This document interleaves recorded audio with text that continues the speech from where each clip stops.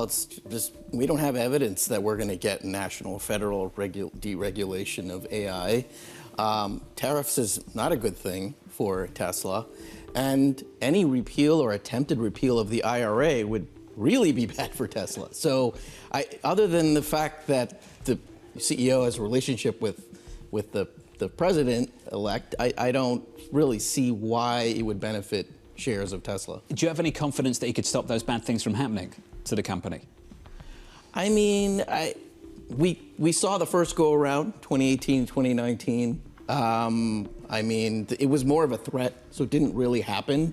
So that could be a silver lining. Like, is this just a bluff?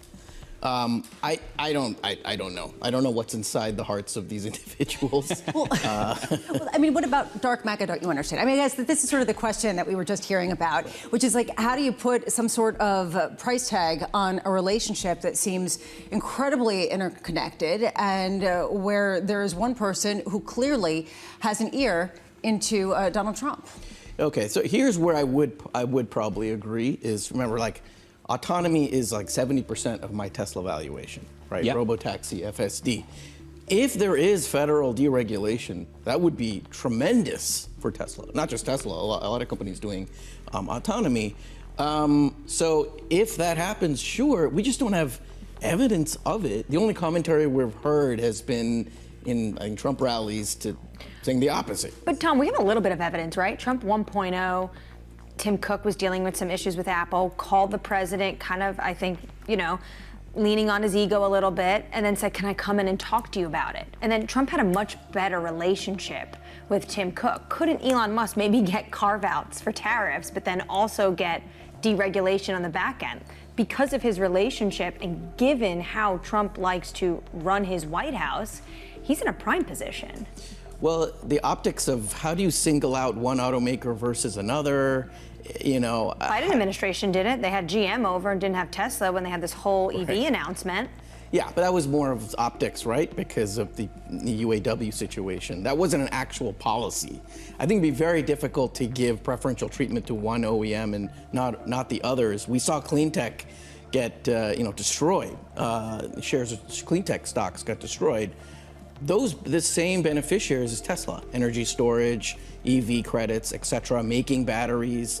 How do you benefit one company and not the others? The only way I see it is if it's a rising tide lifts all boats. If he was able to convince President-elect to change policy altogether, but I don't see that's what's happening. Although we did see shares gain in Ford and GM. You said it was a little bit confusing, and it was even more confusing to see Tesla shares rising as much as they did.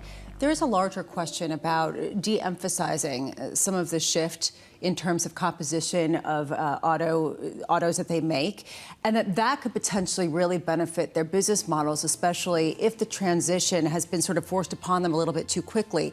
Do you buy that? Do you think that enough could justify some of the rally? I don't think so.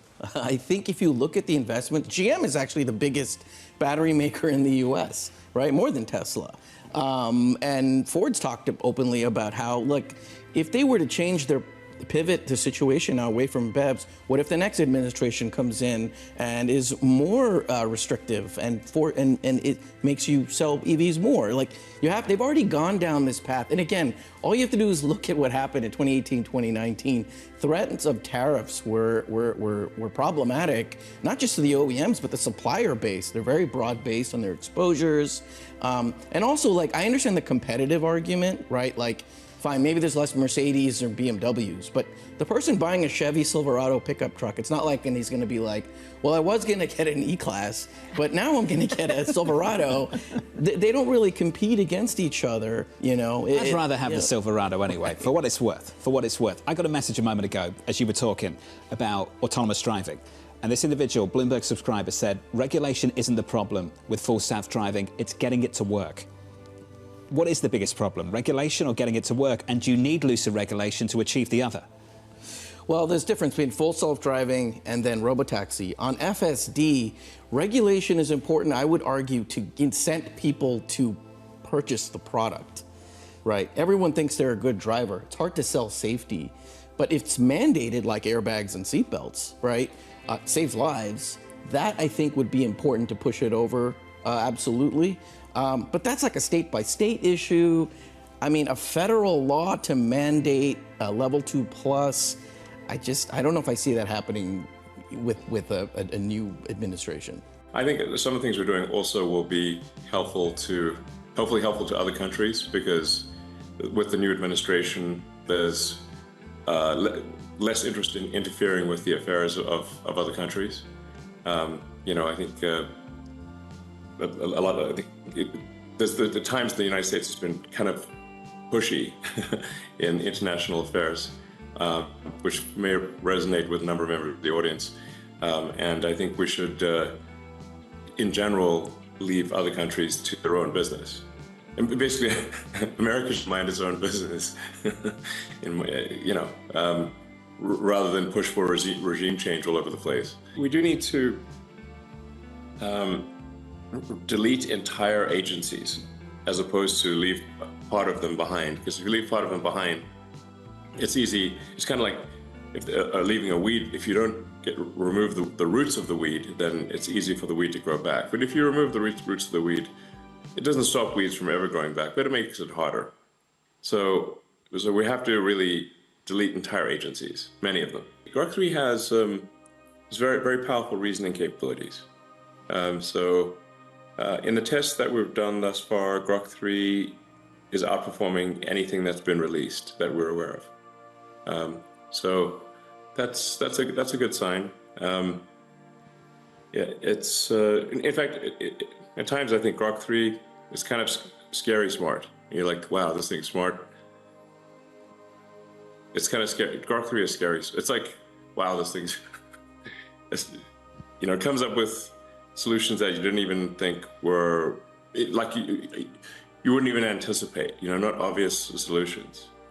So Grok 3 was trained with the most amount of compute, and I think very efficiently trained. Also notably, Grok 3 was trained on a lot of synthetic data. So, and then it goes back and forth through the data and it tries to achieve logical consistency. So if it's got data that is wrong, it'll actually reflect upon that and remove the data that is wrong, that does not concord with reality. So its base reasoning is very good. In fact, even without fine-tuning, Grok 3, the base model, is better than Grok 2. So we're really in the final stages of polishing Grok 3. Probably it gets released in about a week or two, so pretty soon. I don't want to be hasty in the release, because a lot of the final polish is necessary for a great user experience. So, you know, in some ways you can think of it like a house. You know, that last 5% where you finish the drywall and do the painting and the trimming, even though it's not much work, it transforms the house. Yeah. So it's that. I just want to make sure that last 5% is done really well, and it's a week, maybe 2 weeks. I think it'll be very good, and I think this might be.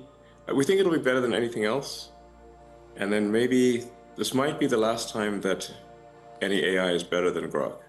I think the evidence is there in that OpenAI has gotten this far while having at least a sort of dual profit, non-profit role. What they're trying to do now is completely delete the non-profit. And that seems really going too far, you know.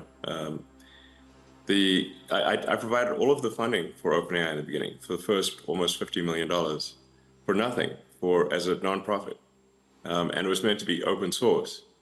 And so, you know, I think this is analogous to, like, if you pay if you fund a nonprofit to preserve the Amazon rainforest, but instead they turn into a lumber company and chop down the trees and sell them for wood, you'd be like, wait a second, that's the exact opposite of what I donated the money for.